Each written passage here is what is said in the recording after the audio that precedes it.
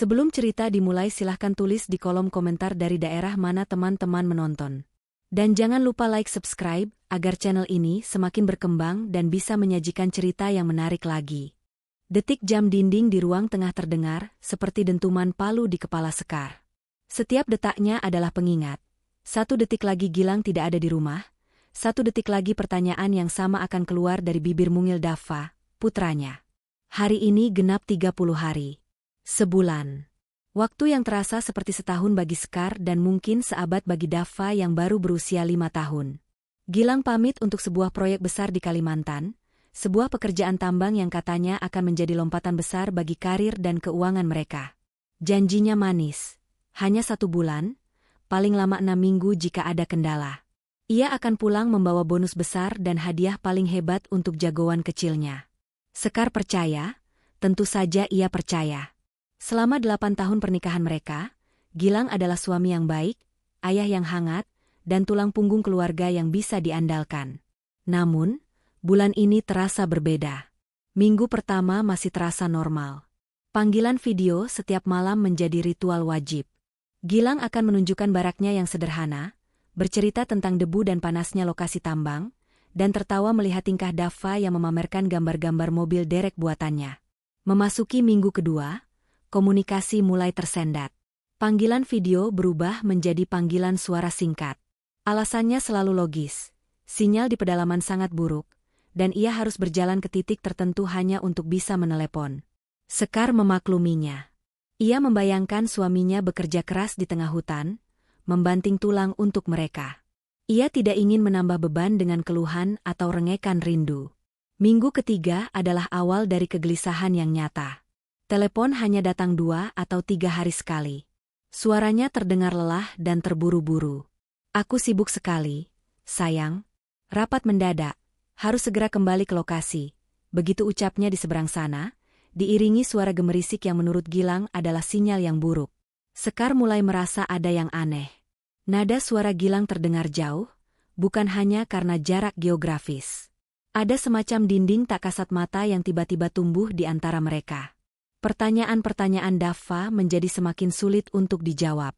Bunda, kenapa ayah belum telepon? Dava mau cerita kalau tadi di sekolah Dava bisa menulis nama sendiri. Celoteh Dava suatu sore sambil memeluk kaki Sekar yang sedang memasak.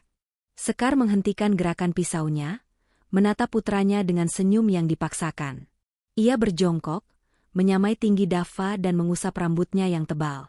Ayah sibuk sekali, nak. Di sana kerjanya berat. Untuk Dava dan Bunda. Nanti kalau ayah ada waktu, pasti langsung telepon. Dava mau kan jadi anak hebat yang mengerti kalau ayahnya sedang berjuang. Dava mengangguk, meski matanya menunjukkan sedikit kekecewaan. Tapi Dava rindu, Bunda. Rindu sekali. Kalimat itu, begitu polos dan jujur, menghantam ulu hati Sekar. Ia memeluk tubuh mungil itu erat-erat, menyembunyikan matanya yang mulai basah. Ia juga rindu sampai rasanya sesak. Rindu pada pelukan hangat Gilang di malam hari, rindu pada candaannya di meja makan, rindu pada kehadirannya yang membuat rumah terasa utuh. Kini, rumah besar mereka terasa seperti gua yang kosong dan dingin. Setiap sudutnya hanya membisikkan kenangan tentang Gilang. Jaket kerja yang masih tergantung di belakang pintu, aroma parfumnya yang samar-samar masih tertinggal di bantal, atau cangkir kopi favoritnya yang sengaja tidak Sekar simpan, seolah-olah sang pemilik akan pulang kapan saja dan menggunakannya. Memasuki minggu keempat, keadaan semakin memburuk. Telepon dari Gilang benar-benar berhenti. Ia hanya membalas pesan singkat Sekar beberapa jam kemudian, kadang bahkan keesokan harinya. Isinya selalu sama, 3 atau 4 kata yang terasa begitu dingin dan formal. Aku baik. Sibuk. Nanti kuhubungi. Janji, nanti kuhubungi, itu tidak pernah ditepati. Sekar mencoba menghubungi rekan kerja Gilang yang ia kenal, namun nomornya tidak aktif. Ia mencoba menelepon kantor pusat, tetapi bagian personalia mengatakan bahwa proyek di Kalimantan itu bersifat rahasia dan mereka tidak bisa memberikan informasi detail mengenai karyawannya di lapangan. Semuanya terasa buntu. Sekar mulai dihantui pikiran-pikiran buruk. Apakah terjadi sesuatu dengan Gilang? Kecelakaan kerja? Atau ia sakit parah di sana? Imajinasinya melayang ke skenario-skenario terburuk, membuatnya tidak bisa tidur selama berhari-hari. Ia mencoba membuang jauh-jauh pikiran bahwa Gilang mungkin mengkhianatinya. Tidak, Gilang tidak mungkin seperti itu. Gilang mencintainya dan Daffa lebih dari apapun.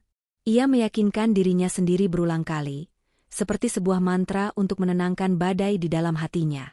Malam itu, di hari ke-30, setelah menidurkan Daffa yang lagi-lagi terlelap sambil memeluk foto ayahnya, Sekar duduk sendirian di sofa. Ia menatap ponselnya, berharap ada notifikasi muncul dari nama, suamiku. Tidak ada. Yang ada hanyalah keheningan yang memekakan telinga. Ia membuka galeri foto, melihat kembali gambar-gambar kebersamaan mereka. Foto pernikahan, foto saat Daffa lahir, foto liburan terakhir mereka ke puncak. Di semua foto itu, mereka terlihat begitu bahagia. Gilang memeluknya dengan tatapan penuh cinta, tawa mereka tampak begitu tulus. Kemana perginya pria itu? Kemana perginya kebahagiaan itu? Sekar merasa begitu lelah. Lelah menunggu, lelah berharap, lelah meyakinkan dirinya sendiri bahwa semuanya baik-baik saja padahal hatinya menjerit bahwa ada sesuatu yang sangat salah. Ia memejamkan mata, membiarkan air matanya mengalir tanpa isakan. Ia hanya ingin suaminya kembali. Ia hanya ingin keluarganya utuh lagi. Ia tidak tahu bahwa penantiannya akan segera berakhir. Namun bukan dengan kelegaan, melainkan dengan kebenaran yang akan menghancurkan dunianya hingga berkeping-keping. Rindu yang menggunung di hatinya dan di hati putranya, ternyata hanya bertepuk sebelah tangan. Di seberang pulau, atau entah di belahan bumi mana, suaminya tidak sedang berjuang di tengah debu tambang, melainkan sedang menenun cerita lain yang sama sekali tidak menyertakan Sekar dan Daffa di dalamnya. Dan Sekar, dalam kesendiriannya malam itu, merasakan firasat dingin merayap di tulang punggungnya, sebuah pertanda bahwa badai besar akan segera datang. Malam-malam tanpa tidur sudah menjadi kebiasaan baru bagi Sekar. Setelah memastikan Daffa terlelap dalam mimpinya, ia akan menghabiskan waktu berjam-jam hanya untuk berguling ke kanan dan ke kiri di ranjang mereka yang terasa terlalu luas. Pikirannya selalu berkelana, mencoba menyusun kepingan-kepingan teka-teki yang ditinggalkan Gilang. Rasa khawatir akan keselamatan suaminya perlahan mulai terkikis, digantikan oleh benih kecurigaan yang tumbuh semakin besar setiap harinya. Insting seorang istri tidak bisa dibohongi. Ia merasa Gilang tidak sedang dalam bahaya, ia merasa Gilang sedang menghindarinya. Untuk mengalihkan pikirannya yang kacau, Sekar seringkali membuka media sosial. Melihat kehidupan teman-temannya yang tampak sempurna terkadang menyakitkan, tetapi setidaknya itu lebih baik daripada terus-menerus menatap langit-langit kamar yang gelap. Jarinya menggulir layar ponsel tanpa minat, melewati foto-foto makanan, bayi-bayi lucu, dan kutipan-kutipan motivasi yang terasa hampa. Hingga jarinya berhenti pada sebuah unggahan dari Maya, teman kuliahnya dulu yang kini bekerja sebagai manajer di sebuah perusahaan multinasional. Maya mengunggah serangkaian foto dari liburan singkatnya. Lokasinya ditandai, sebuah klub pantai mewah di Seminyak, Bali. Foto pertama adalah swafoto Maya dengan latar belakang kolam renang yang biru jernih dan laut yang berkilauan. Sekar tersenyum tipis. Ia turut senang melihat temannya bisa menikmati waktu istirahat. Ia hendak memberikan tanda suka dan melanjutkan menggulir, namun sesuatu di latar belakang foto itu menarik perhatiannya. Ada banyak orang di sana, para turis dan pengunjung lain yang sedang bersantai. Di antara kerumunan itu, di sebuah kursi berjemur di tepi kolam, ia melihat sesosok pria. Posturnya, potongan rambutnya, dan cara pria itu menyandarkan kepalanya ke belakang tampak begitu familiar. Jantung Sekar mulai berdebar lebih kencang. Tidak mungkin, bisiknya pada diri sendiri. Hanya orang yang mirip. Kalimantan dan Bali adalah dua dunia yang berbeda. Gilang ada di tengah hutan, bukan di surga tropis para turis. Ia mencoba meyakinkan logikanya. Namun, matanya tidak bisa lepas dari sosok itu. Dengan tangan sedikit gemetar, ia memperbesar foto itu. Gambarnya menjadi sedikit pecah. Tetapi semakin ia perhatikan, semakin yakin dirinya bahwa itu adalah Gilang. Kemeja linen berwarna biru muda yang dikenakan pria itu adalah kemeja yang Sekar hadiahkan pada ulang tahun pernikahan mereka yang ke-7. Gilang sangat menyukainya. Darah serasa surut dari wajah Sekar.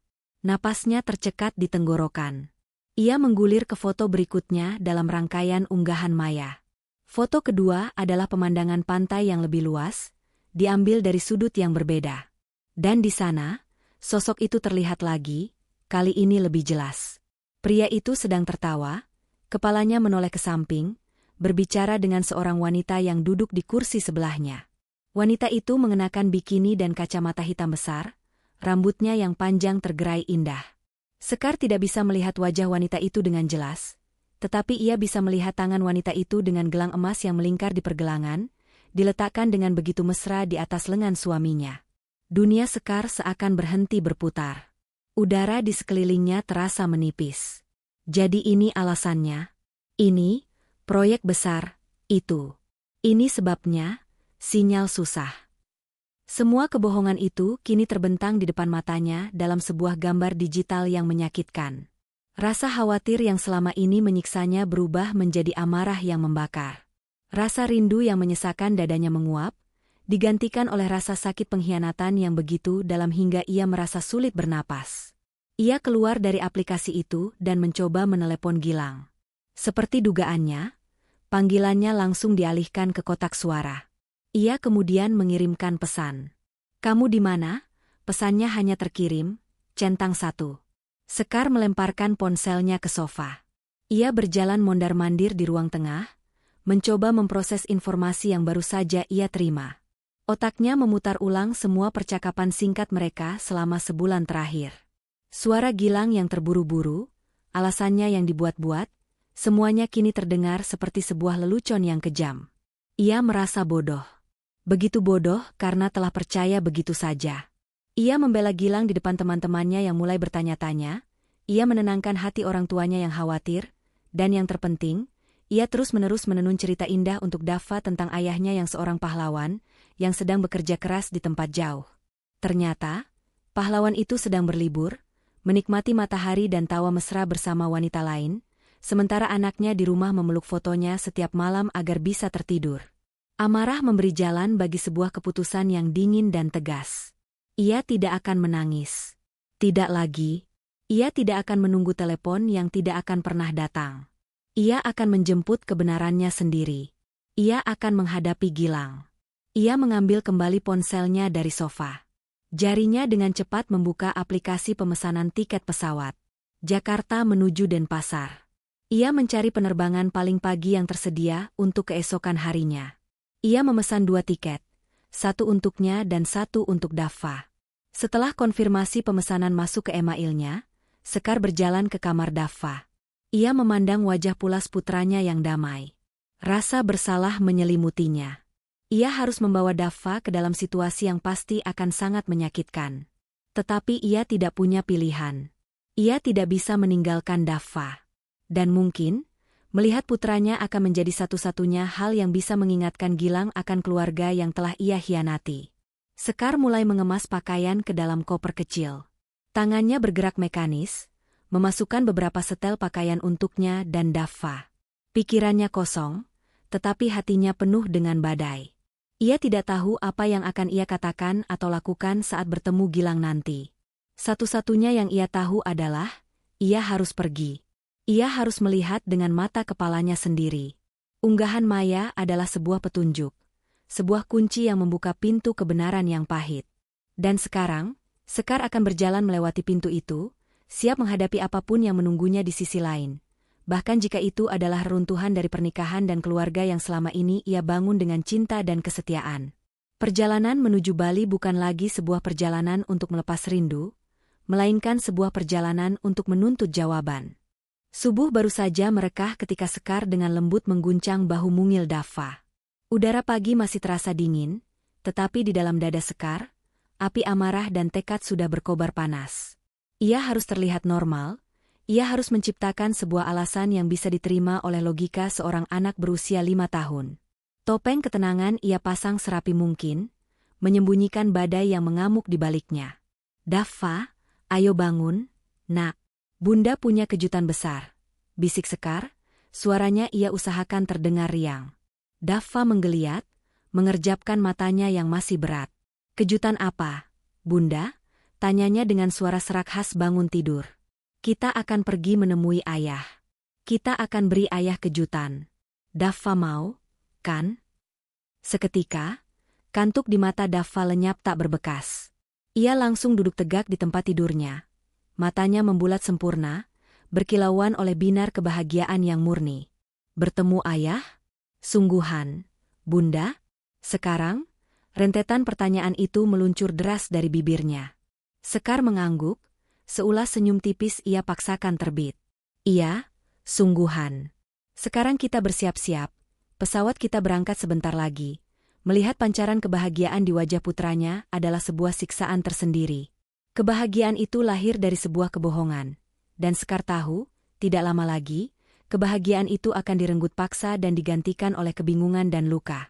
Hatinya terasa seperti diremas, tetapi ia sudah melangkah terlalu jauh untuk mundur. Perjalanan menuju bandara terasa begitu surreal. Daffa tidak berhenti berceloteh di kursi belakang, membayangkan betapa terkejut dan senangnya sang ayah nanti. Ia bercerita tentang gambar baru yang akan ia tunjukkan, tentang teman barunya di sekolah, dan tentang betapa ia akan memeluk ayahnya sangat lama. Sekar hanya menjawab dengan gumaman singkat, "Iya, sayang," atau "tentu saja," sementara pikirannya melayang jauh.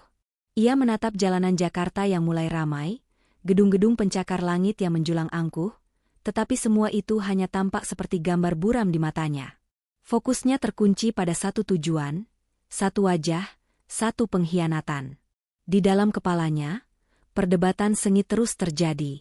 Sebagian dirinya, bagian yang masih naif dan penuh cinta, berbisik bahwa mungkin ada penjelasan lain.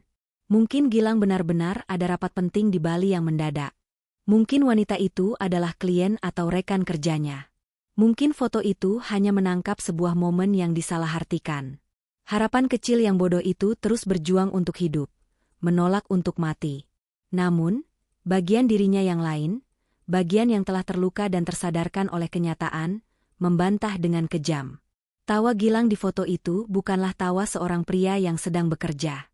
Sentuhan tangan wanita itu di lengannya bukanlah sentuhan seorang rekan kerja. Itu adalah tawa dan sentuhan keintiman, kemesraan yang seharusnya hanya menjadi milik Sekar. Setibanya di bandara, suasana riuh rendah menyambut mereka. Orang-orang berlalu lalang dengan koper mereka, pengumuman penerbangan menggema di seluruh terminal. Sekar menggandeng tangan Daffa erat-erat, seolah takut putranya akan terseret oleh arus keramaian. Matanya menangkap pemandangan sebuah keluarga kecil di dekat gerai kopi. Seorang ayah sedang menggendong putrinya di bahu, sementara sang ibu tertawa sambil merapikan rambut suaminya. Pemandangan yang begitu biasa, namun bagi Sekar saat ini, itu adalah sebuah kemewahan yang telah dicuri darinya.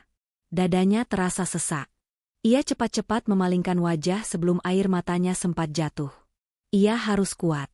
Setidaknya sampai semua ini berakhir. Ia harus menjadi benteng untuk Daffa. Proses check-in dan imigrasi berjalan lancar. Selama menunggu di ruang tunggu keberangkatan, Daffa tidak bisa diam. Ia berlari kecil, menunjuk setiap pesawat yang ia lihat di landasan pacu, dan bertanya tanpa henti. Sekar berusaha sabar meladeni setiap pertanyaan, menggunakan seluruh sisa energinya untuk terlihat seperti seorang ibu yang sedang mengajak anaknya berlibur dengan gembira. Padahal, yang ia rasakan adalah seperti seorang prajurit yang berjalan menuju medan perang, tanpa tahu apakah ia akan kembali utuh atau hancur berkeping-keping. Saat berada di dalam pesawat, di ketinggian 30.000 kaki, Sekar merasa terisolasi dari dunia. Di bawah sana, Pulau Jawa terlihat seperti peta hijau yang luas. Di atas, langit biru tak berujung. Ia berada di antara langit dan bumi, di dalam sebuah ruang transisi, persis seperti hidupnya saat ini. Daffa, yang baru pertama kali naik pesawat, menempelkan wajahnya di jendela dengan takjub. Sementara Sekar hanya bisa menatap lurus ke depan. Pikirannya terus memutar skenario pertemuan mereka. Apa yang akan ia katakan? Haruskah ia berteriak dan meluapkan semua amarahnya? Atau haruskah ia tetap tenang, menatap mata Gilang dan menuntut sebuah penjelasan dengan dingin? Bagaimana dengan wanita itu? Haruskah ia mengabaikannya atau ikut menghadapkannya pada kenyataan? Dan yang paling penting, bagaimana ia harus menjelaskan semua ini pada Daffa nanti? Kepalanya pening memikirkan semua kemungkinan. Ia sadar, tidak ada cara yang mudah untuk melewati ini. Apapun yang terjadi, akan ada hati yang hancur. Dan ia berdoa dalam hati, semoga bukan hati putranya. Setelah penerbangan yang terasa seperti selamanya, mereka akhirnya mendarat di Bandara Ngurah Rai, Bali. Udara panas dan lembab langsung menyergap begitu mereka keluar dari pintu kedatangan. Aroma dupa dan bunga Kamboja yang khas bercampur dengan asap knalpot. Suasana liburan begitu kental terasa, kontras dengan misi kelam yang membawa Sekar ke pulau ini. Mereka masuk ke dalam taksi. Sekar menunjukkan alamat resor mewah yang tertera di unggahan maya kepada sang sopir. Sepanjang perjalanan, pemandangan berganti dari hiruk-pikuk kota menjadi jalanan yang lebih lengang dengan sawah-sawah hijau di sisinya. Lalu kembali ramai saat memasuki kawasan seminyak yang dipenuhi butik-butik mahal dan kafe-kafe trendy. Daffa masih saja bersemangat, menunjuk para turis asing dan pura-pura kecil di pinggir jalan. Jantung Sekar berdetak semakin tidak karuan seiring taksi yang semakin dekat dengan tujuan. Setiap meter yang mereka tempuh terasa seperti hitungan mundur menuju sebuah ledakan. Ia meremas tali tasnya dengan erat, buku-buku jarinya memutih. Ia menarik napas dalam-dalam, mencoba mengumpulkan sisa-sisa kekuatannya. Akhirnya, taksi itu berbelok memasuki gerbang sebuah resor yang megah. Taman-taman tropis yang tertata apik, lobi dengan arsitektur terbuka yang mewah, dan staf yang menyambut dengan senyum ramah. Semuanya tampak seperti gambaran surga dunia. Namun bagi Sekar, tempat ini adalah neraka pribadinya. Inilah tempat di mana kebahagiaan palsu suaminya dibangun di atas penderitaannya. Taksi berhenti tepat di depan lobi. Sekar membayar ongkosnya dengan tangan yang sedikit gemetar. Ia membantu Daffa turun. "Wah, Bunda, tempat ayah kerja bagus sekali," seru Daffa dengan kagum. Sekar tidak menjawab. Ia hanya bisa menelan ludah yang terasa pahit. Ia menggandeng tangan Daffa dan melangkah masuk ke dalam lobi yang dingin. Perjalanannya telah berakhir. Kini saatnya menghadapi kebenaran, sepahit apapun rasanya. Melangkahkan kaki ke dalam lobi resor terasa seperti memasuki dimensi lain. Alunan musik gamelan yang lembut mengalun dari pengeras suara tersembunyi, aroma terapi bunga Kamboja menguar di udara, dan angin sepau-sepau dari arah pantai membuat suasana terasa begitu tenang dan damai. Sebuah paradoks yang menyakitkan bagi Sekar, yang hatinya sedang dilanda perang dunia. Ia berdiri sejenak di tengah lobi yang megah itu, membiarkan matanya memindai sekeliling, sementara tangan mungil Daffa berada dalam genggamannya yang dingin dan berkeringat. Para staf menyapanya dengan senyum ramah dan sapaan, "Selamat siang," tetapi Sekar hanya bisa membalas dengan anggukan kaku. Ia merasa seperti seorang penyusup, seorang asing yang tidak seharusnya berada di sini. Tempat ini, dengan segala kemewahan dan ketenangannya, terasa seperti sebuah panggung sandiwara besar, dan ia adalah penonton yang datang tanpa diundang untuk menyaksikan pertunjukan pengkhianatan suaminya. "Bunda, ayah di mana?" tanya Daffa, menarik-narik ujung blus Sekar sambil mendongak menatapnya. "Ayah sedang di dekat pantai, sayang. Kita cari ke sana." "Ya," jawab Sekar, suaranya terdengar lebih serak dari yang ia inginkan. Ia menuntun Daffa melewati lobi, menuju jalan setapak yang mengarah ke area kolam renang dan pantai. Setiap langkah terasa berat, seolah kakinya terikat oleh beban yang tak terlihat. Ia melewati kolam renang utama yang airnya biru berkilauan, di mana para tamu sedang berjemur atau berenang dengan santai. Tawa dan percakapan dalam berbagai bahasa terdengar di sekelilingnya. Semua orang tampak begitu bahagia dan tanpa beban. Semua orang kecuali dirinya. Ia terus berjalan mengikuti petunjuk arah menuju klub pantai, tempat yang sama persis dengan yang ia lihat di foto. Jantungnya berdebar begitu kencang, ia takut Daffa bisa merasakan getarannya melalui genggaman tangan mereka. Semakin dekat ia ke tujuan, semakin kuat pula suara deburan ombak dan musik santai yang diputar di klub pantai itu. Ia berhenti di ujung jalan setapak, di mana vegetasi tropis sedikit menipis, memberinya pemandangan yang lebih jelas ke arah depan. Dan di sanalah ia melihatnya. Pemandangan itu persis seperti sebuah diorama dari foto yang dilihatnya. Hanya saja kini dalam resolusi tinggi, penuh warna, dan begitu nyata. Di sebuah dipan berjemur yang menghadap langsung ke laut, Gilang duduk bersandar dengan santai. Ia mengenakan celana pendek dan kemeja linen biru muda yang sama. Di sampingnya, duduk begitu dekat hingga paha mereka bersentuhan, adalah Fanya. Wanita itu tidak lagi mengenakan kacamata hitam, sehingga Sekar bisa melihat dengan jelas wajahnya yang dipoles riasan sempurna. Mereka sedang tertawa. Bukan tawa kecil yang sopan, melainkan tawa lepas yang renyah. Tawa yang sama yang dulu sering Gilang berikan hanya untuknya. Gilang mengatakan sesuatu, lalu Fanya tertawa lagi sambil memukul pelan lengan Gilang dengan manja. Gilang kemudian mengambil gelas minuman di meja kecil di antara mereka dan menyodorkannya pada Fanya, yang meminumnya dari sedotan yang sama. Sebuah gerakan kecil, sebuah gestur berbagi yang begitu intim dan natural. Setiap detail dari interaksi mereka terasa seperti sayatan pisau baru di hati Sekar. Untuk beberapa detik, Sekar hanya bisa berdiri mematung. Kakinya seakan terpaku di tanah.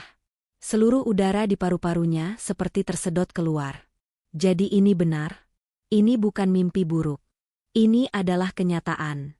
Pria yang ia tunggu kepulangannya, pria yang dirindukan putranya setengah mati, pria yang ia doakan keselamatannya setiap malam, sedang berada di sini, menciptakan kenangan indah bersama wanita lain.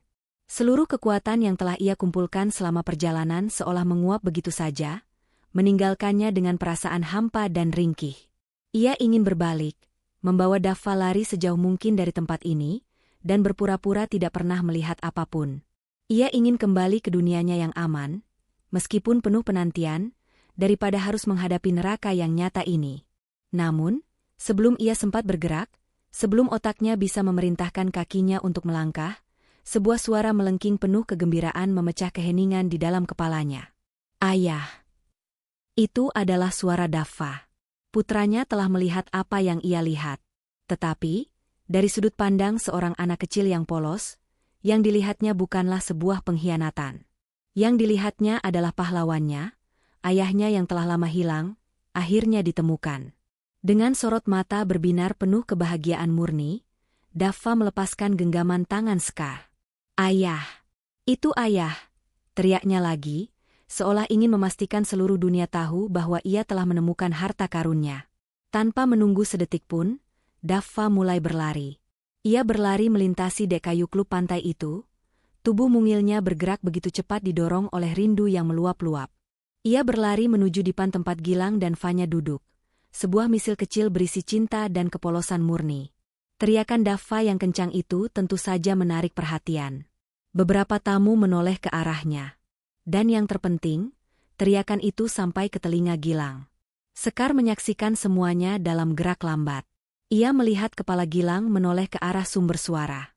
Ia melihat ekspresi santai di wajah Gilang berubah. Pertama menjadi kebingungan.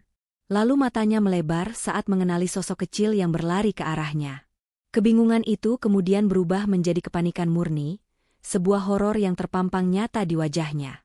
Matanya kemudian bergerak cepat, mencari-cari, hingga akhirnya tatapan mereka bertemu. Dari jarak sekitar 15 meter, Sekar bisa melihat pucat pasi di wajah suaminya. Dunia Gilang yang nyaman dan penuh kepalsuan baru saja ditabrak oleh kenyataan. Fanya juga menoleh, ekspresinya menunjukkan kekesalan karena momen santainya terganggu. Ia menatap Daffa yang berlari mendekat dengan dahi berkerut, lalu menatap Gilang dengan pandangan bertanya-tanya. Semuanya terjadi begitu cepat. Namun bagi Sekar, waktu seolah berhenti. Ia hanya bisa berdiri di sana, menjadi saksi bisu dari tabrakan dua dunia ini. Dunianya yang penuh penantian dan kesetiaan, dengan dunia Gilang yang penuh kebohongan dan kenikmatan. Dan di tengah-tengah tabrakan itu, berlari putranya yang tidak tahu apa-apa, yang hanya ingin memeluk ayahnya. Surga tropis ini, dalam sekejap, telah berubah menjadi neraka yang paling pribadi dan menyakitkan bagi Sekar. Dan ia tahu, ledakan yang sesungguhnya baru akan dimulai. Lari kecil Daffa di atas dek kayu yang hangat terdengar, seperti genderang perang di telinga Sekar. Setiap langkahnya yang penuh semangat, adalah satu ketukan mendekati ledakan yang tak terhindarkan. Dunia di sekeliling Sekar seolah bergerak dalam gerak lambat yang menyiksa. Ia bisa melihat helai-helai rambut Daffa yang tertiup angin pantai, senyum lebar yang tersungging di bibirnya menampilkan deretan gigi susunya yang rapi, dan kedua tangannya yang terentang ke depan, siap untuk memeluk sosok yang paling ia rindukan di dunia. Sebuah pemandangan yang seharusnya menjadi momen paling indah, kini berubah menjadi adegan paling tragis. Di sisi lain, Gilang masih terpaku di tempatnya. Wajahnya adalah kanvas pucat yang dilukis dengan horor dan kepanikan. Matanya terkunci pada Sekar, seolah memohon dalam diam agar Sekar menghentikan semua ini, memutar balik waktu, dan menghilang dari pandangannya. Ia tidak bergerak. Ia tidak berdiri untuk menyambut putranya. Ia tidak mengucapkan sepatah kata pun. Ia hanya duduk di sana, lumpuh oleh rasa bersalah dan ketakutan, terperangkap di antara surga palsunya dan neraka kenyataan yang baru saja tiba tanpa permisi. Ia adalah seorang pengecut, dan Sekar melihatnya dengan begitu jelas saat itu. Di samping Gilang, Fanya menatap pemandangan itu dengan kening berkerut. Raut wajahnya yang tadinya santai dan ceria kini berubah menjadi masam. Ia menatap Dava yang semakin dekat dengan tatapan terganggu, seolah anak itu adalah serangga pengganggu yang merusak suasana liburannya yang mahal. Ia menyikut lengan Gilang. "Gilang, itu anak siapa? Kenapa lari-lari ke sini?" Tanyanya dengan nada tajam berbisik, tidak menyadari atau mungkin tidak peduli bahwa anak itu memanggil nama ayah. Gilang tidak menjawab. Mulutnya terbuka sedikit, tetapi tidak ada suara yang keluar. Ia terlalu sibuk menatap Sekar, istri sahnya, yang berdiri seperti patung malaikat pencabut nyawa dari kejauhan. Dava akhirnya tiba di depan dipan mereka. Napasnya sedikit terengah, pipinya merona karena berlari. Ia tidak peduli pada wanita asing di samping ayahnya. Seluruh dunianya kini terfokus pada satu orang. "Ayah!" serunya lagi, kali ini dengan suara penuh kemenangan, siap untuk melompat ke dalam pelukan yang ia dambakan selama sebulan penuh. Namun, pelukan itu tidak pernah terjadi. Tepat saat Dava hendak menerjang Gilang, Fanya, dengan gerakan cepat yang penuh kekesalan, mengulurkan tangannya. Bukan untuk menyambut, melainkan untuk menghalangi. Jangan naik-naik. Kotor, desisnya tajam. Tangannya mendorong dada mungil Dava. Dorongan itu tidak bisa dibilang pelan. Itu adalah sebuah dorongan yang kasar dan tidak berperasaan, lahir dari kejengkelan murni. Dava, yang tidak menduga adanya penolakan, kehilangan keseimbangannya. Tubuh kecilnya terhuyung ke belakang. Kakinya tersandung dan ia jatuh terduduk dengan keras di atas dek kayu. Hening. Musik pantai yang tadinya riuh rendah seolah mati. Deburan ombak terdengar seperti desahan sedih. Untuk sesaat, Dava hanya diam, matanya yang besar menatap ayahnya dengan ekspresi terkejut dan bingung. Senyum di wajahnya telah lenyap, digantikan oleh getaran di bibir bawahnya. Ia tidak mengerti. Kenapa ayah tidak memeluknya? Kenapa wanita ini mendorongnya? Rasa sakit di hatinya, karena penolakan itu jauh lebih perih daripada rasa sakit di bokongnya yang terbentur lantai. Dan kemudian, kebingungan itu pecah menjadi isak tangis yang memilukan. Suara tangisan Dava adalah belati yang menancap tepat di jantung Sekar. Suara itu memecahkan mantra kelumpuhan yang mengikatnya. Dalam sekejap, semua rasa sakit hati, kesedihan, dan kekecewaan di dalam dirinya menguap, terbakar habis oleh kobaran api amarah yang begitu dahsyat. Itu bukan lagi amarah seorang istri yang dikhianati. Itu adalah amarah primordial seorang ibu yang anaknya baru saja disakiti di depan matanya. Sesuatu di dalam diri Sekar patah. Tetapi sesuatu yang lain, sesuatu yang jauh lebih kuat dan lebih buas, bangkit menggantikannya. Darahnya berdesir panas ke seluruh tubuhnya, matanya yang tadi berkaca-kaca kini kering dan menyorotkan tatapan tajam yang dingin. Ia tidak lagi melihat kerumunan orang, tidak lagi mendengar musik, tidak lagi merasakan angin. Dunianya menyempit menjadi 3 titik fokus. Putranya yang menangis, wanita yang menyakitinya, dan pria yang membiarkan itu semua terjadi. Ia mulai berjalan. Langkahnya cepat, tegas, dan penuh tujuan. Ia tidak berlari, tetapi setiap langkahnya mengandung energi yang membuat orang-orang yang melihatnya secara refleks menyingkir, memberi jalan. Gilang, yang akhirnya tersadar dari kelumpuhannya oleh tangisan Dava, hendak berdiri. "Dava," gumamnya, suaranya parau. Tapi ia terlambat. Sekar sudah tiba di sana. Ia tidak menoleh sedikit pun ke arah Gilang atau Fanya. Prioritas utamanya adalah satu. Ia langsung berlutut di samping Dava, menarik tubuh mungil yang bergetar itu ke dalam pelukannya. "SSHH, tidak apa-apa, sayang. Bunda di sini.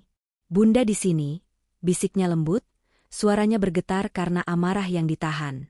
Ia mengusap punggung Dava, membiarkan anak itu menumpahkan semua tangisnya di bahunya. Ia mencium puncak kepala putranya, menghirup aroma familiar yang memberinya kekuatan. Setelah memastikan Dava sedikit lebih tenang dalam dekapannya, Sekar perlahan berdiri, masih sambil menggendong putranya. Ia memeluk Dava dengan erat di sisi kirinya, seolah menjadi perisai hidup. Baru kemudian ia memutar kepalanya. Tatapan pertamanya ia arahkan pada Vanya, yang menatapnya dengan ekspresi menantang bercampur sedikit rasa takut. Sekar tidak mengatakan apa-apa.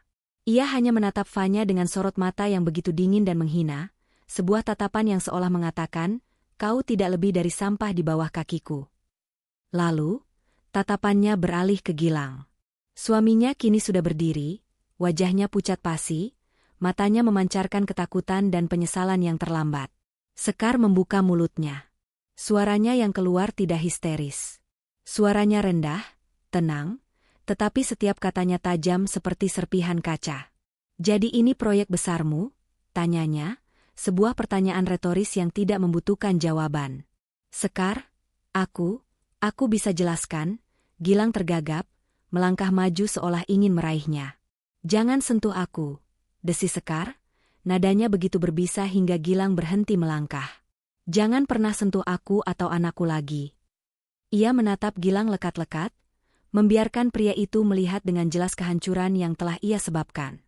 Selama sebulan anak ini menangis setiap malam, menanyakan ayahnya. "Selama sebulan aku berdoa untuk keselamatanmu. Dan kau di sini?" Ia menggelengkan kepalanya pelan, sebuah senyum sinis yang mengerikan tersungging di bibirnya. "Anakmu berlari untuk memelukmu, dan kau hanya diam. Kau membiarkan tangan wanita ini," ia melirik Vanya dengan jijik, "menyentuh anakku. Kau membiarkannya jatuh." "Aku tidak bermaksud." Gilang mencoba membela diri. "Diammu adalah maksudmu," potong Sekar, suaranya naik 1 oktav, cukup untuk membuat beberapa tamu di sekitar terlonjak. "Diammu adalah pilihanmu. Kau memilih dia, kau memilih liburan ini, dan kau memilih untuk tidak menjadi seorang ayah saat anakmu ada di depan matamu." Sekar menarik napas panjang, menenangkan dirinya. Ia tidak akan memberikan kepuasan pada mereka dengan melihatnya hancur. Ia mengalihkan pandangannya ke laut lepas sejenak, lalu kembali menatap Gilang dengan tatapan yang sudah mati rasa. Cinta, hormat, semua perasaan itu telah lenyap. Yang tersisa hanyalah kehampaan dan keputusan akhir. "Nikmati sisa liburanmu," ucapnya dengan suara datar yang menakutkan. "Nikmati setiap detiknya.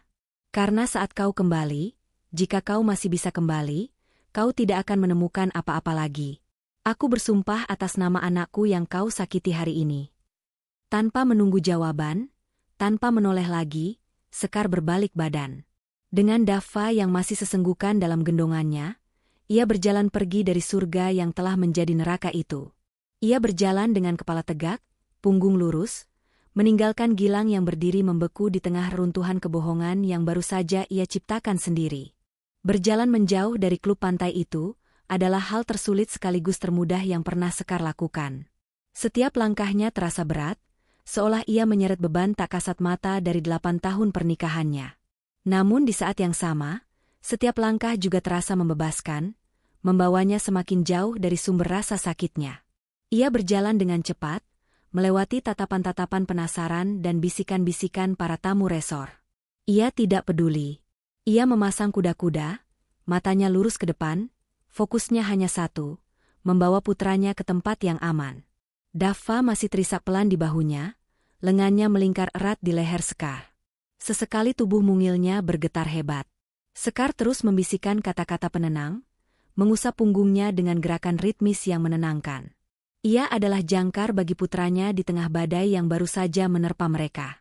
Ia tiba di lobi, tempat yang beberapa saat lalu ia masuki dengan harapan bodoh yang tersisa. Kini ia melintasinya dengan perasaan yang sama sekali berbeda. Ia tidak berhenti, terus berjalan keluar menuju barisan taksi yang menunggu. Ia masuk ke dalam taksi pertama, memberikan instruksi singkat kepada sopir dengan suara yang tegas. "Ke bandara, Pak. Tolong cepat." Sang sopir, seorang bapak parubaya, meliriknya sekilas dari kaca spion, melihat wajahnya yang tegang dan mata anaknya yang sembab. Ia tidak bertanya apa-apa, hanya mengangguk mengerti dan segera melajukan mobilnya meninggalkan area resor yang megah itu. Di dalam keheningan taksi yang berpendingin udara, barulah Sekar membiarkan dirinya sedikit goyah. Saat adrenalin mulai surut, rasa sakit yang luar biasa kembali menghantamnya dengan kekuatan penuh. Ia memeluk Daffa lebih erat, menyandarkan kepalanya di puncak kepala putranya, dan untuk pertama kalinya sejak melihat foto itu, ia membiarkan air matanya jatuh. Air mata itu mengalir deras tanpa isakan. Bukan tangisan meraung-raung yang histeris, melainkan tangisan sunyi yang jauh lebih menyakitkan. Setiap tetesnya adalah representasi dari sebuah pengkhianatan, sebuah janji yang dilanggar, sebuah kepercayaan yang dihancurkan. Ia menangis untuk gadis muda naif yang dulu percaya pada cinta selamanya. Ia menangis untuk wanita dewasa yang telah mengabdikan hidupnya untuk membangun sebuah rumah tangga. Ia menangis untuk seorang ibu yang harus menyaksikan putranya disakiti oleh orang yang seharusnya melindunginya. Daffa, yang merasakan getaran di tubuh ibunya, mendongak. "Bunda kenapa menangis?" tanyanya dengan suara sengau. Sekar cepat-cepat menyeka air matanya. Ia tersenyum, senyum paling palsu namun paling tulus yang bisa ia berikan saat itu. "Tidak apa-apa, sayang. Bunda hanya kelilipan." Mata Bunda perih, ia tidak akan menunjukkan kelemahannya di depan Daffa. Tidak sekarang. Perlahan, tangisannya berhenti. Daffa, yang kelelahan secara fisik dan emosional, akhirnya jatuh tertidur dalam pelukannya. Keheningan kembali menyelimuti mereka, hanya dipecah oleh suara mesin mobil dan deru lalu lintas di luar. Di saat itulah, saat ia menatap wajah damai putranya yang tertidur, sesuatu di dalam diri Sekar berubah. Kesedihan yang tadinya mendominasi mulai mengkristal, mengeras menjadi sesuatu yang lain. Sesuatu yang dingin, tajam, dan sangat fokus. Bayangan kejadian di pantai tadi berputar ulang di kepalanya seperti film rusak. Gambaran tangan Fanya yang mendorong Daffa. Gambaran wajah Gilang yang hanya diam mematung. Dan disitulah letak kesalahannya yang paling fatal. Perselingkuhan itu sendiri sudah merupakan sebuah pengkhianatan yang tak termaafkan. Tetapi kegagalannya melindungi darah dagingnya sendiri, itu adalah dosa yang tidak akan pernah Sekar ampuni sampai kapanpun. Gilang tidak hanya menghancurkan hati istrinya, ia telah gagal total dalam tugasnya yang paling mendasar sebagai seorang ayah. Cinta yang dulu ia rasakan untuk Gilang telah mati. Mati di atas dek kayu klub pantai itu, bersamaan dengan jatuhnya tubuh mungil putranya. Dan dari abu kematian cinta itu, bangkitlah sesuatu yang lain, amarah yang dingin dan perhitungan. Ini bukan lagi tentang menyelamatkan pernikahan. Ini bukan lagi tentang sakit hati. Ini tentang keadilan. Ini tentang pembalasan. Sekar mengeluarkan ponselnya dari tas. Jarinya yang tadi gemetar saat memesan tiket, kini bergerak dengan mantap di atas layar. Ia tidak membuka galeri untuk melihat foto-foto kenangan. Ia tidak membuka aplikasi media sosial. Ia membuka daftar kontaknya, menggulir melewati nama ibu, ayah, dan teman-teman dekatnya. Ia berhenti pada satu nama, Pak Soenario, pengacara. Pak Soenario adalah sahabat almarhum ayahnya sekaligus pengacara kepercayaan keluarga mereka selama puluhan tahun. Ia adalah orang yang mengurus semua dokumen warisan saat ayahnya meninggal, termasuk akta perusahaan keluarga yang kini dikelola oleh Gilang. Sekar menarik napas panjang, menekan tombol panggil. Panggilan itu tersambung setelah dering kedua. "Halo, selamat siang," sapa suara berat dan berwibawa di seberang sana. "Selamat siang, Pak Soenario. Ini saya, Sekar," ucap Sekar, suaranya terdengar tenang dan terkendali, membuat dirinya sendiri terkejut. "Oh, Sekar. Apa kabar, Nak? Tumben sekali menelepon. Ada apa?" "Kabar saya baik, Pak. Maaf mengganggu waktunya. Saya menelepon karena ada urusan yang sangat mendesak dan penting." Sekar berhenti sejenak, memilih kata-katanya dengan hati-hati. "Saya butuh bantuan Bapak. Saya ingin Bapak menyiapkan semua dokumen yang diperlukan untuk membekukan seluruh aset yang berada di bawah nama Gilang, atau nama bersama kami." Terdengar keheningan sejenak di ujung telepon. Pak Soenario jelas terkejut. "Membekukan? Semua aset? Sekar, ini keputusan yang sangat besar. Apa yang sebenarnya terjadi?" Sekar memejamkan matanya, bayangan Daffa yang jatuh kembali melintas. "Terjadi sesuatu yang tidak bisa dimaafkan, Pak. Saya akan jelaskan detailnya nanti saat kita bertemu. Yang saya perlukan dari Bapak sekarang adalah tindakan cepat. Bekukan semua rekening banknya, blokir semua kartu kredit tambahannya, cabut semua fasilitasnya. Dan yang paling penting, Sekar menekan setiap katanya, saya ingin Bapak menyiapkan surat kuasa untuk mencabut posisinya sebagai direktur di perusahaan. Saya akan mengambil alih kendali penuh, sesuai dengan hak saya sebagai pemilik saham mayoritas. Ia bisa mendengar Pak Soenario menarik napas panjang. Baik, Sekar. Jika ini memang keputusanmu, saya akan segera memprosesnya. Saya akan siapkan semuanya. Kapan kamu kembali ke Jakarta? Penerbangan saya malam ini. Besok pagi jam 9, saya akan berada di kantor Bapak. Baik. Jam 9 pagi besok. Jaga dirimu baik-baik, Sekar. Terima kasih, Pak. Sekar menutup teleponnya. Ia menatap keluar jendela. Matahari Bali yang indah mulai terbenam, melukis langit dengan warna jingga, merah muda, dan ungu yang spektakuler. Pemandangan yang seharusnya menenangkan jiwa. Tetapi Sekar tidak merasakan apa-apa. Hatinya telah sedingin es. Amarah sang ibu telah bangkit, dan ia tidak akan berhenti sampai ia meruntuhkan dunia yang dibangun suaminya di atas kebohongan dan air matanya. Badai itu memang telah tiba. Dan ia, Sekar, adalah pusat dari badai itu sendiri. Penerbangan kembali ke Jakarta terasa berbeda 180 derajat dari penerbangan menuju Bali. Jika sebelumnya Sekar dipenuhi oleh amarah yang bergejolak dan ketidakpastian yang menyiksa, kini ia dipenuhi oleh ketenangan yang dingin dan tujuan yang jelas. Ia tidak lagi merasa seperti korban yang berlari menuju sumber penderitaannya, melainkan seperti seorang jenderal yang baru saja memetakan strategi perang dan kembali ke markas untuk melancarkan serangan pertama. Dava tertidur pulas di pangkuannya sepanjang perjalanan. Wajahnya yang damai menjadi pengingat konstan tentang alasan di balik semua keputusan radikal yang akan ia ambil. Malam itu, di rumah orang tuanya, ia menidurkan Dava di kamar masa kecilnya. Ibunya, seorang wanita bijak yang bisa membaca raut wajah putrinya seperti buku terbuka, tidak banyak bertanya. Beliau hanya memeluk Sekar dengan erat. Sebuah pelukan yang mengatakan, "Ibu tahu kamu sedang tidak baik-baik saja, dan ibu di sini untukmu." Pelukan itu nyaris meruntuhkan kembali pertahanan Sekar, tetapi ia menahannya. Ia tidak boleh terlihat lemah. Belum saatnya. Ia hanya berjanji akan menceritakan semuanya besok. Keesokan paginya, Sekar bangun sebelum matahari terbit. Ia mandi, mengenakan blus kerja paling formal yang ia bawa dan riasan tipis untuk menutupi jejak kelelahan di wajahnya. Ia terlihat seperti dirinya yang biasa, seorang istri direktur yang rapi dan terhormat. Namun, matanya memancarkan sesuatu yang berbeda. Sebuah kilatan baja yang tidak pernah ada di sana sebelumnya. Setelah memastikan Dava sarapan dan bermain dengan gembira bersama kakek dan neneknya, ia pamit. "Sekar mau kemana pagi-pagi begini?" tanya ibunya sambil mengaduk teh. "Ada urusan penting, Bu." "Urusan masa depan Dava," jawab Sekar singkat namun penuh makna. Ibunya mengangguk, tidak bertanya lebih jauh.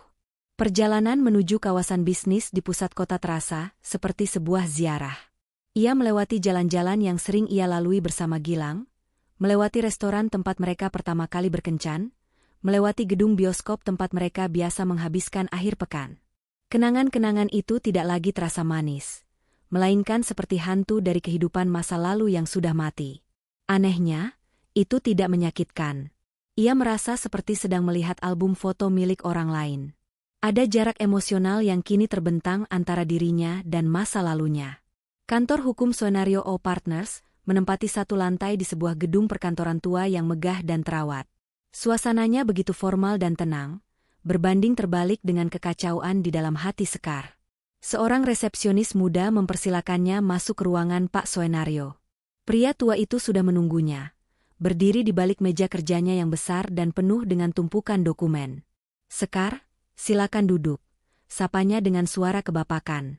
"Saya turut prihatin mendengar nada bicaramu kemarin. Sekarang, ceritakan pada saya apa yang terjadi." Dan Sekar pun bercerita.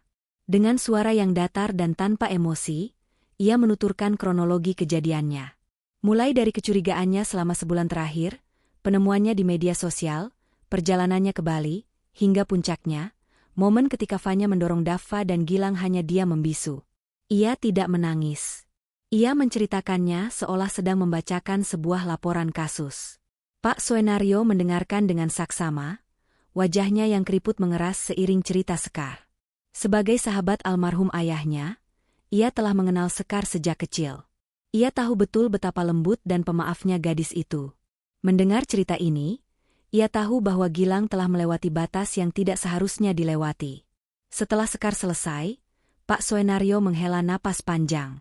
Saya mengerti. Kamu punya alasan yang lebih dari cukup. Saya sudah menyiapkan semua yang kamu minta. Ia mendorong beberapa map tebal ke arah Sekar. Ini semua senjatamu. Pelajari baik-baik. Map pertama berisi surat kuasa pembekuan rekening bersama dan pemblokiran kartu kredit. Map kedua berisi dokumen penarikan kuasa atas aset-aset bergerak seperti mobil. Map ketiga, yang paling tebal dan paling penting, berisi salinan akta perusahaan dan surat pernyataan rapat umum pemegang saham luar biasa, RUPSLB. Seperti yang kamu tahu, jelas Pak Suenario sambil menunjuk map ketiga, almarhum ayahmu sangat cerdas. Ia mendirikan perusahaan ini di bawah sebuah perseroan terbatas. 80% sahamnya ia wariskan kepadamu, sementara 20% sisanya adalah milik beberapa kolega lama. Gilang, suamimu, tidak memiliki satu lembar saham pun. Posisinya sebagai direktur utama adalah murni karena kepercayaanmu dan amanat dari ayahmu dulu. Sekar mengangguk. Ia mengingat semua itu, meski dulu ia tidak pernah benar-benar memedulikannya. Dengan 80% saham di tanganmu, kamu adalah penguasa mutlak perusahaan ini. Keputusanmu adalah final. Surat ini, Pak Suenario menepuk map itu, adalah pemberitahuan resmi pemecatan direktur utama, Gilang Pratama, atas dasar penyalahgunaan fasilitas perusahaan untuk kepentingan pribadi dan tindakan yang mencoreng nama baik perusahaan. Ini lebih dari cukup secara hukum. Jantung Sekar berdebar. Melihat semua dokumen itu di depan matanya, membuat segalanya terasa begitu nyata. Ini adalah titik di mana tidak ada jalan untuk kembali. Apakah kamu yakin, Sekar? Tanya Pak Suenario sekali lagi, memberinya kesempatan terakhir untuk berubah pikiran. Sekar menatap mata pengacara tua itu. Bayangan wajah Dava yang menangis ketakutan melintas di benaknya. Tekadnya mengeras seperti baja. Saya tidak pernah seyakin ini seumur hidup saya, Pak. Ia mengambil pulpen yang tergeletak di atas meja. Ujung pena itu terasa dingin di jarinya. Ia membuka map pertama. Ia membaca sekilas, lalu membubuhkan tanda tangannya di atas meterai. 1. Lalu ia membuka lembar berikutnya, dan berikutnya. 2, 3, 4. Suara gesekan ujung pena di atas kertas menjadi satu-satunya suara di ruangan itu. Setiap goresan tinta adalah sebuah pernyataan. Pernyataan bahwa ia tidak lagi menjadi korban. Pernyataan bahwa ia mengambil kembali kendali atas hidupnya.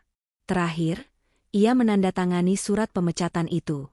Saat tanda tangannya selesai terbentuk, ia merasa beban berat terangkat dari pundaknya. Selesai sudah. Pak Suenario mengambil kembali semua dokumen yang telah ditandatangani. Ia mengangkat gagang telepon di mejanya. Siapkan panggilan konferensi ke Bank Sentral Asia dan Bank Adiluhung. Sambungkan saya dengan direktur kepatuhan mereka, perintahnya pada sekretarisnya. Selama 30 menit berikutnya, Sekar duduk diam menyaksikan seorang profesional bekerja. Pak Suenario berbicara dengan bahasa hukum yang lugas dan tegas kepada para bankir, menginstruksikan pembekuan dan pemblokiran dengan merujuk pada surat kuasa yang baru saja ditandatangani Sekar. Kemudian, ia menelepon Dewan Komisaris Perusahaan, memberitahukan tentang adanya RUPSLB dadakan dan keputusan pemecatan direktur utama. Semuanya berjalan begitu cepat, efisien, dan tanpa ampun. Selesai, kata Pak Suenario setelah meletakkan gagang telepon untuk terakhir kalinya. Dalam 1 jam ke depan, suamimu tidak akan bisa menggunakan 1 rupiah pun dari semua fasilitas yang selama ini ia nikmati. Email pemecatannya juga sudah terkirim ke alamat email kantor dan pribadinya. Sekar mengangguk pelan. Terima kasih banyak, Pak. Ini sudah tugas saya, Nak. Ayahmu akan bangga melihat ketegasanmu hari ini. Sekar berdiri, merapikan pakaiannya. Saat ia berjalan keluar dari kantor hukum itu dan kembali ke terik matahari Jakarta, ia merasa seperti terlahir kembali. Ia bukan lagi Sekar, istri Gilang yang lembut dan penurut. Ia adalah Sekar Anindita, putri dari pemilik perusahaan, seorang ibu, dan seorang wanita yang tidak akan pernah lagi membiarkan siapapun menginjak-injak harga dirinya dan anaknya. Operasi telah berhasil. Kini, ia hanya perlu menunggu penderitaan musuhnya dimulai. Di Bali, matahari bersinar sama teriknya seperti hari-hari sebelumnya. Namun bagi Gilang dan Fanya, surga tropis itu kini terasa seperti neraka yang panas dan menyesakan. Setelah kepergian Sekar yang dramatis, suasana di antara mereka menjadi tegang dan penuh tuduhan. Gilang mencoba menenangkan Fanya, meyakinkan bahwa Sekar hanya menggertak, sementara di dalam hatinya sendiri, ia diliputi kecemasan yang luar biasa. Firasatnya mengatakan bahwa ancaman terakhir Sekar bukanlah isapan jempol belaka. Firasat itu terbukti benar keesokan siangnya. Mereka telah mengemas barang-barang mereka, siap untuk check out dari resor mewah itu. Gilang, dengan sisa-sisa arogansinya, menyerahkan kartu kredit platinumnya kepada resepsionis. Ia berusaha terlihat tenang, seolah insiden kemarin tidak pernah terjadi. Resepsionis itu menggesek kartu tersebut. Sekali, dua kali. Lalu ia menatap Gilang dengan ekspresi menyesal. "Maaf, Bapak, kartunya ditolak." Gilang mengerutkan kening. "Tidak mungkin. Coba lagi. Mungkin mesinnya bermasalah." Resepsionis itu mencoba lagi di mesin yang berbeda. Hasilnya sama. "Masih sama, Pak. Ditolak." Fanya, yang berdiri di sampingnya sambil memainkan ponsel, mulai tidak sabar. "Pakai kartu yang lain saja, sayang. Jangan bikin lama, deh." Dengan sedikit gugup, Gilang mengeluarkan kartu kredit lain dari dompetnya. Hasilnya tetap sama. Ditolak. Kepanikan mulai menjalari dirinya. Ia mencoba kartu debitnya. Transaksi tidak dapat diproses. "Silakan hubungi bank Anda." Keringat dingin mulai membasahi pelipis Gilang. Para tamu lain yang mengantre di belakang mereka mulai berbisik-bisik. Wajahnya terasa panas karena malu. "Tunggu sebentar," katanya pada resepsionis, lalu menarik Fanya sedikit menjauh. Ia mencoba memeriksa aplikasi mobile banking di ponselnya. Ia memasukkan kata sandinya, dan apa yang ia lihat membuatnya hampir tidak percaya. Saldo di rekening gajinya, rekening yang biasanya berisi ratusan juta rupiah, kini hanya tersisa beberapa ratus ribu saja. Ia membuka rekening tabungan bersamanya dengan Sekar. Akses ditolak. "Ada apa, Gilang? Kenapa lama sekali?" tuntut Fanya, nadanya mulai ketus. "Sebentar, sepertinya ada masalah dengan bank," dalih Gilang, suaranya bergetar. Ia tahu ini bukan masalah bank. Ini adalah ulah Sekar. Ini adalah serangan balasan yang ia takutkan. Dengan tangan gemetar, ia mencari nama, istriku, di daftar kontaknya dan menelepon. Di Jakarta, Sekar sedang dalam perjalanan menuju rumah orang tuanya setelah dari kantor Pak Soenario. Ia merasa jauh lebih tenang. Saat ponselnya berdering dan nama Gilang muncul di layar, jantungnya berdebar sesaat, tetapi ia berhasil mengendalikannya.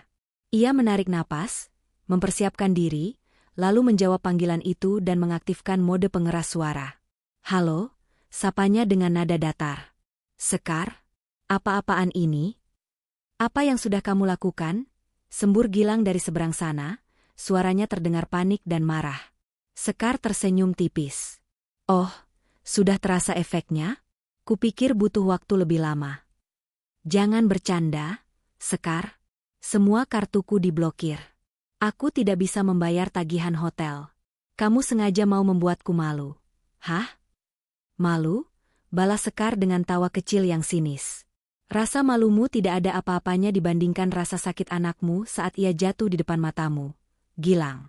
Anggap saja ini pelajaran pertama." Terdengar suara Fanya di latar belakang. "Dia bilang apa, Gil? Apa maksudnya?"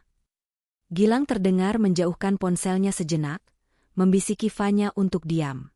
Lalu ia kembali bicara pada Sekar, nadanya sedikit melunak, mencoba jalur manipulasi. "Sayang, aku tahu kamu marah. Aku minta maaf. Oke? Aku benar-benar minta maaf. Tapi cara ini keterlaluan. Bagaimana kami bisa pulang kalau begini?" Kata "kami" yang diucapkan Gilang menyulut kembali api amarah Sekar.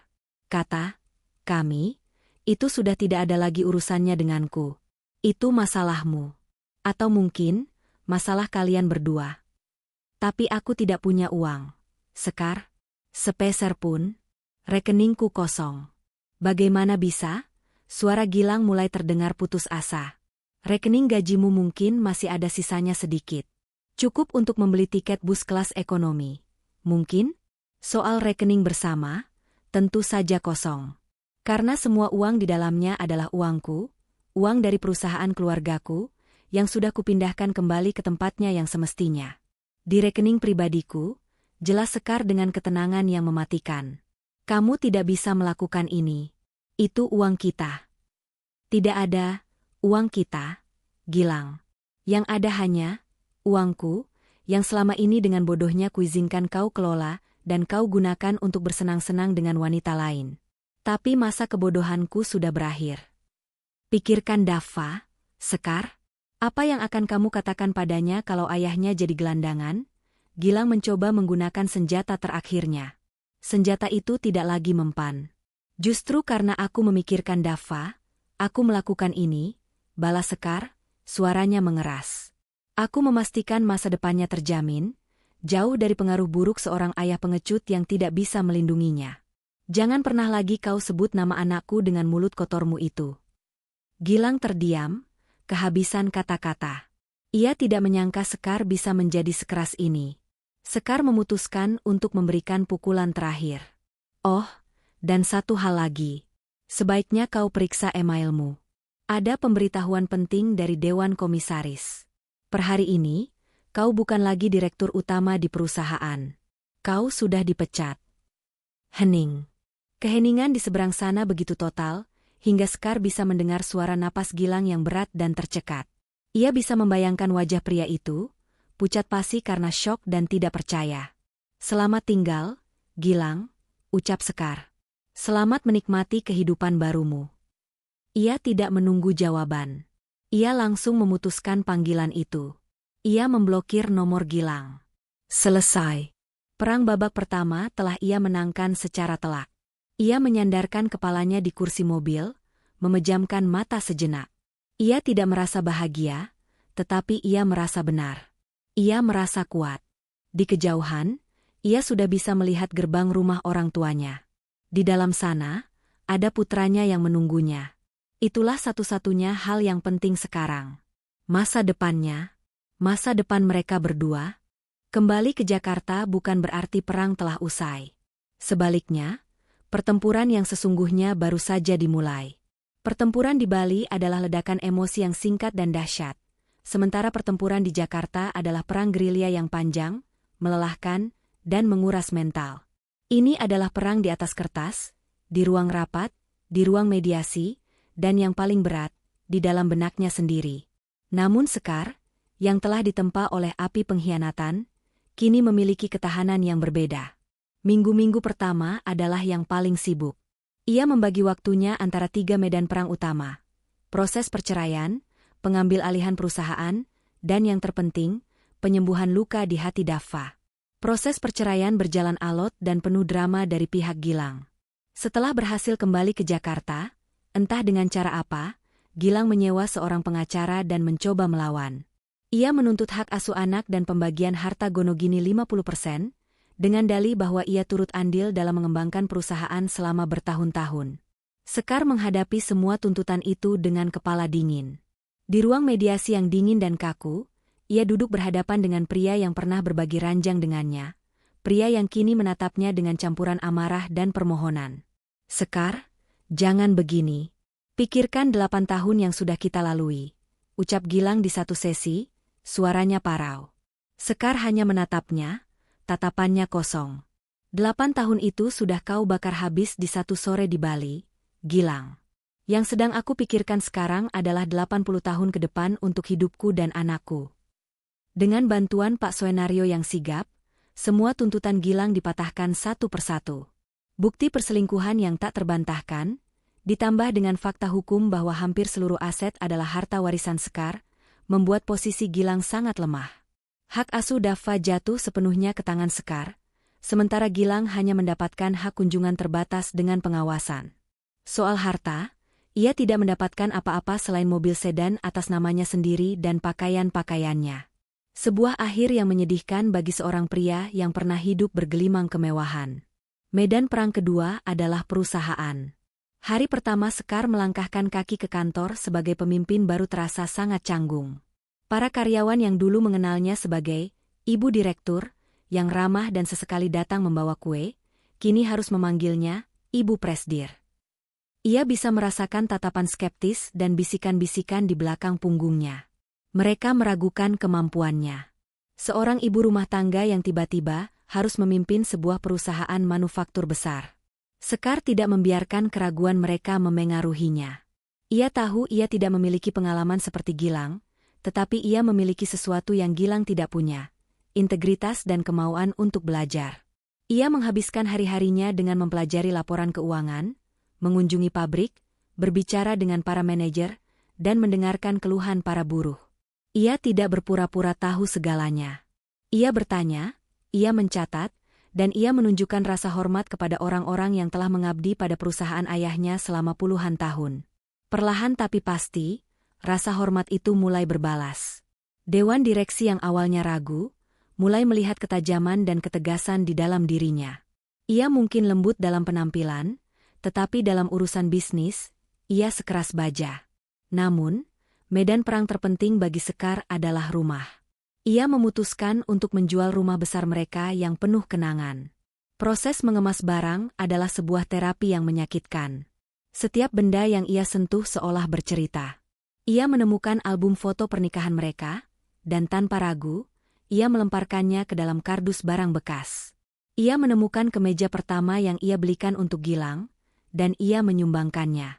Ia menyortir hidupnya, memisahkan masa lalu yang harus dibuang dan masa depan yang ingin ia simpan. Ia membeli sebuah rumah yang lebih kecil di kawasan yang lebih tenang dan asri.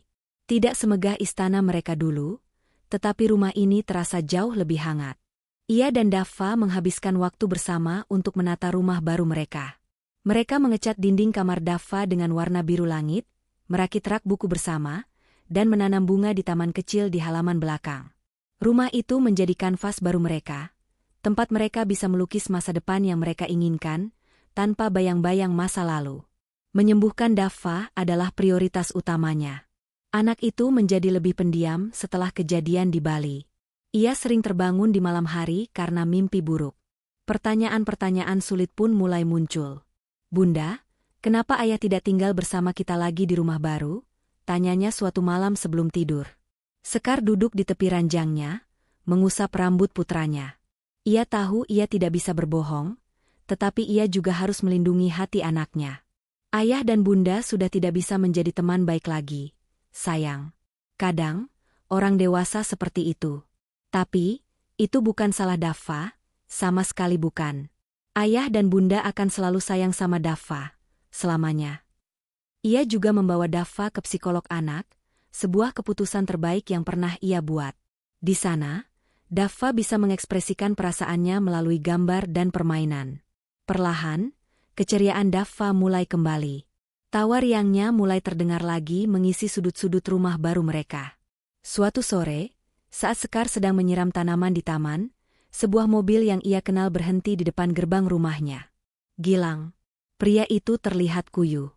Pakaiannya tidak lagi necis, rambutnya sedikit berantakan, dan lingkaran hitam terlihat jelas di bawah matanya.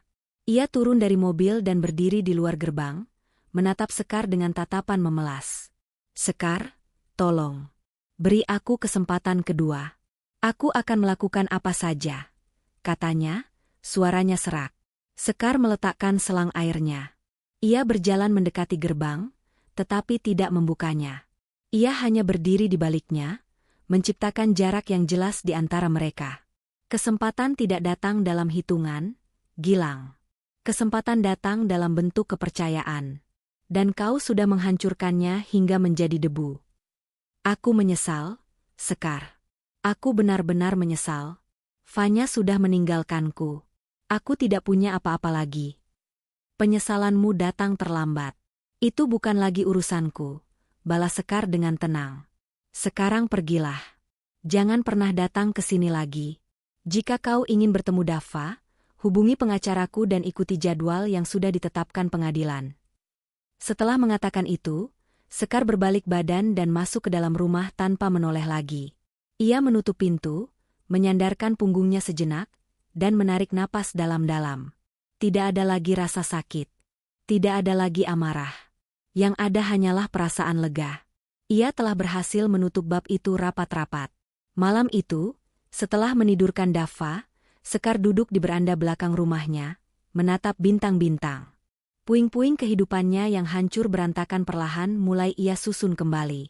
Bentuknya mungkin tidak lagi sama seperti dulu, tetapi ia sadar, bentuk yang baru ini jauh lebih kuat, lebih kokoh, dan yang terpenting, sepenuhnya miliknya. 2 tahun berlalu seperti angin. Waktu adalah penyembuh terbaik, kata orang bijak, dan bagi Sekar, waktu juga merupakan guru terbaik. 2 tahun itu telah mengubahnya dari seorang wanita yang terluka menjadi seorang pemimpin yang disegani, dari seorang ibu yang cemas menjadi seorang ibu yang tangguh dan penuh percaya diri. Di bawah kepemimpinannya, perusahaan peninggalan ayahnya justru semakin bersinar. Sekar membawa perspektif baru. Ia lebih memperhatikan kesejahteraan karyawan, meluncurkan program-program pelatihan, dan berinvestasi pada teknologi yang lebih ramah lingkungan. Kepemimpinannya yang berlandaskan empati dan integritas nyatanya membawa dampak positif pada produktivitas. Para karyawan tidak lagi bekerja karena takut, melainkan karena rasa hormat dan loyalitas. Ia membuktikan kepada semua orang yang pernah meragukannya, dan yang terpenting kepada dirinya sendiri, bahwa ia lebih dari mampu. Ia bukan hanya bayang-bayang dari ayah atau suaminya, ia adalah kekuatannya sendiri. Kehidupannya kini memiliki ritme yang baru dan membahagiakan. Pagi hari ia adalah seorang direktur utama yang tegas, memimpin rapat dan membuat keputusan-keputusan penting. Sore hari, tepat jam 5, ia akan melepaskan semua atribut kekuasaannya dan berubah menjadi Bunda sepenuhnya.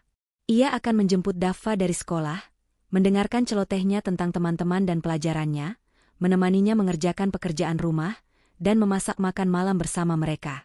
Rumah kecil mereka selalu dipenuhi oleh aroma masakan dan suara tawa.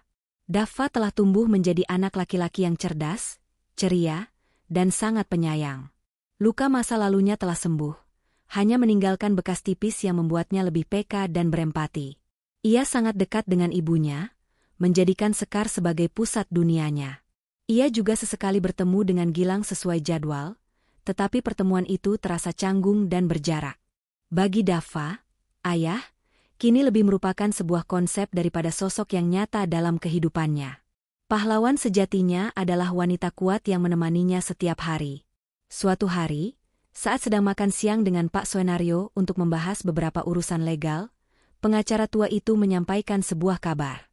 Kemarin saya bertemu dengan pengacara Gilang. Sepertinya dia mengalami kesulitan keuangan yang parah. Mobilnya sudah ditarik oleh Lea Singh, dan ia sekarang tinggal di sebuah rumah kontrakan kecil, kata Pak Soenario dengan nada netral. Sekar berhenti mengunyah sejenak. Ia mendengarkan tanpa ekspresi.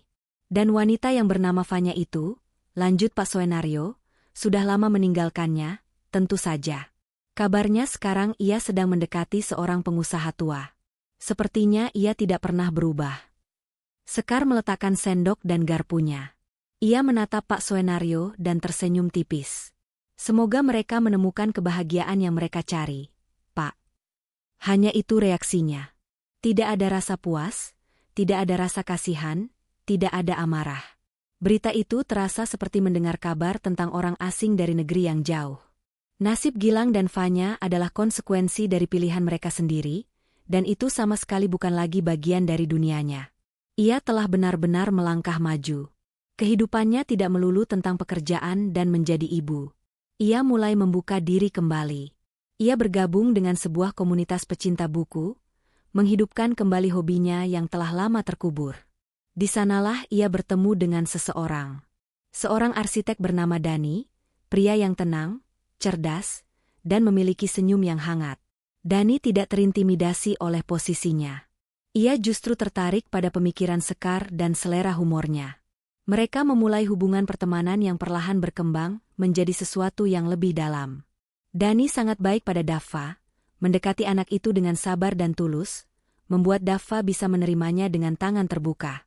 Sekar tidak terburu-buru, tetapi untuk pertama kalinya setelah sekian lama, ia bisa membayangkan masa depan di mana ada seseorang yang berjalan di sisinya, bukan untuk memimpin atau mengikutinya, tetapi untuk berjalan bersama-sama sebagai mitra yang setara. Cerita ini berakhir di sebuah pagi hari di akhir pekan. Sekar, Daffa, dan Dani sedang berada di sebuah pantai yang tenang, jauh dari keramaian Bali. Ini adalah pertama kalinya Sekar kembali ke pantai setelah insiden itu. Tidak ada lagi trauma, yang ada hanyalah kedamaian. Mereka sedang bermain layang-layang. Daffa tertawa terbahak-bahak saat layang-layang bergambar naganya berhasil terbang tinggi, ditarik oleh angin laut yang kencang. Dani dengan sabar membantunya mengulur benang, sementara Sekar memperhatikan mereka dari atas tikar, sambil memegang secangkir kopi hangat. Ia memandang lautan biru yang terbentang luas di hadapannya. Ombak bergulung-gulung dengan tenang, membasuh pasir pantai dan menghapus jejak kaki mereka, seolah membersihkan masa lalu. Di ufuk timur, matahari baru saja terbit, memancarkan cahaya keemasan yang hangat dan penuh harapan. Fajar yang baru. Sekar tersenyum, senyum yang tulus dari lubuk hatinya yang paling dalam. Badai yang pernah memorak-porandakan hidupnya memang terasa mengerikan. Badai itu merenggut segalanya darinya.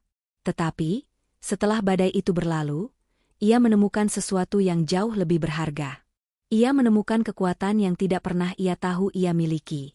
Ia menemukan kemandirian. Dan yang terpenting, ia menemukan bahwa kebahagiaan sejati tidak datang dari orang lain, melainkan dari kedamaian di dalam dirinya sendiri.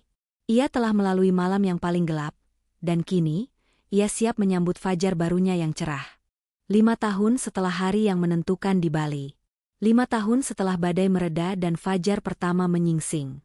Kini, langit di kehidupan Sekar tidak hanya cerah, tetapi biru dan tanpa awan. Suasana di halaman belakang rumah mereka riuh rendah dengan gelak tawa anak-anak. Balon-balon berwarna-warni terikat di dahan pohon mangga. Sebuah spanduk besar bertuliskan, "Selamat ulang tahun ke-10, Daffa," tergantung di dinding teras. Hari ini adalah hari besar bagi jagoan kecilnya, yang kini sudah bukan anak kecil lagi. Daffa, di usianya yang ke-10, telah tumbuh menjadi anak laki-laki yang tinggi, tampan, dan penuh percaya diri. Sekar memperhatikan dari tepi kolam renang, senyum tak lepas dari bibirnya. Ia melihat Daffa yang sedang tertawa bersama teman-temannya, mencoba memecahkan balon berisi air. Di sampingnya, berdiri Dani, pria yang 3 tahun lalu telah resmi menjadi suaminya dan ayah sambung yang luar biasa bagi Daffa. Dani merangkul bahu Sekar dengan lembut, tatapan matanya penuh kehangatan saat memandang Daffa. "Dia terlihat sangat bahagia," bisik Dani. "Dia memang bahagia," balas Sekar, menyandarkan kepalanya di bahu Dani. "Kita semua bahagia." Hidupnya kini terasa begitu penuh dan utuh, dengan cara yang tidak pernah ia bayangkan mungkin terjadi. Dani datang ke dalam hidupnya seperti angin sepoi-sepoi yang menyejukkan, tidak pernah mencoba menggantikan posisi ayah kandung Daffa, melainkan menciptakan posisinya sendiri sebagai sahabat, panutan, dan sumber kasih sayang yang konsisten. Daffa memanggilnya, Ayah Dani, sebuah panggilan yang lahir secara alami dari kedekatan dan rasa hormat mereka. Perusahaan di bawah tangan Sekar terus berkembang. Ia telah menjadi salah satu sosok pemimpin wanita yang disegani di industrinya, tetapi ia tidak pernah membiarkan pekerjaan merenggut waktunya dari keluarga. Ia belajar untuk mendelegasikan, untuk percaya pada timnya, dan yang terpenting, untuk menyeimbangkan antara ambisi dan kebahagiaan personal. Saat ia sedang menikmati momen itu, ponsel di sakunya bergetar. Sebuah pesan masuk dari ibunya. Ia membukanya sambil lalu. "Sekar, tadi Bibi Retno menelepon. Beliau cerita, kemarin pesan taksi online, dan yang jadi sopirnya ternyata Gilang. Katanya penampilannya kusam sekali, jauh lebih tua dari umurnya. Mobilnya pun mobil sewaan." Sekar membaca pesan itu 2 kali. Tidak ada sengatan emosi. Tidak ada rasa iba, tidak juga rasa puas. Yang ada hanyalah kehampaan, seolah membaca berita tentang seseorang yang tidak pernah ia kenal.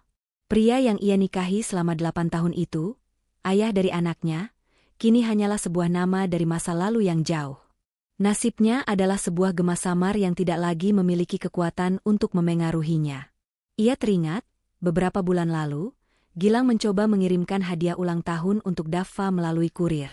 Sebuah mainan robot yang mahal. Dava menerimanya dengan sopan, mengucapkan terima kasih saat Gilang menelepon, tetapi setelah itu, mainan itu hanya diletakkan di sudut kamarnya, tak pernah disentuh. Dunia Dava sudah terlalu penuh dengan kebahagiaan nyata, dengan teman-temannya, dengan sekolahnya, dengan ayah Dani yang mengajarinya merakit robot sungguhan, sehingga hadiah dari masa lalu itu tidak lagi terasa menarik. Gilang telah kehilangan relevansinya, bahkan di mata putranya sendiri. Sekar memasukkan kembali ponselnya ke saku. Ia tidak membalas pesan ibunya. Ia tidak perlu membahasnya. Itu adalah bab yang sudah benar-benar selesai. Ia menatap kembali ke tengah pesta. Dava kini sedang bersiap meniup lilin di atas kue ulang tahunnya yang besar. Dani berdiri di satu sisi, ibunya dan ayahnya di sisi lain. Semua orang yang ia cintai ada di sana, mengelilingi pusat dunianya. Saat semua orang menyanyikan lagu, "Selamat ulang tahun," Dava menatap ibunya. Ia tersenyum lebar, senyum yang sama persis seperti saat ia masih kecil. Tetapi kini sorot matanya menunjukkan kedewasaan dan pengertian. Seolah ia tahu semua perjuangan yang telah dilalui ibunya untuk membawanya ke titik kebahagiaan ini. Sekar membalas senyum itu, matanya sedikit berkaca-kaca, tetapi kali ini karena rasa haru dan syukur yang meluap. Ia sadar bahwa badai tergelap dalam hidupnya ternyata adalah sebuah berkah terselubung. Badai itu telah merenggut seorang istri yang penurut dan lemah, dan sebagai gantinya, melahirkan seorang pemimpin yang kuat, seorang wanita mandiri, dan seorang ibu yang akan melakukan apa saja demi kebahagiaan anaknya. Badai itu telah menghancurkan sebuah pernikahan yang penuh kepalsuan, dan memberinya kesempatan untuk membangun sebuah keluarga yang didasari oleh ketulusan dan rasa hormat. Saat Dava meniup lilin dan semua orang bertepuk tangan, Sekar menarik napas dalam-dalam, menghirup aroma kue, bunga, dan kebahagiaan. Fajar yang baru itu telah lama berlalu, berganti menjadi siang yang terang benderang. Dan Sekar tahu, di bawah langitnya yang kini selalu biru, ia dan keluarganya akan terus berjalan maju, menuju hari-hari cerah yang tak berkesudahan.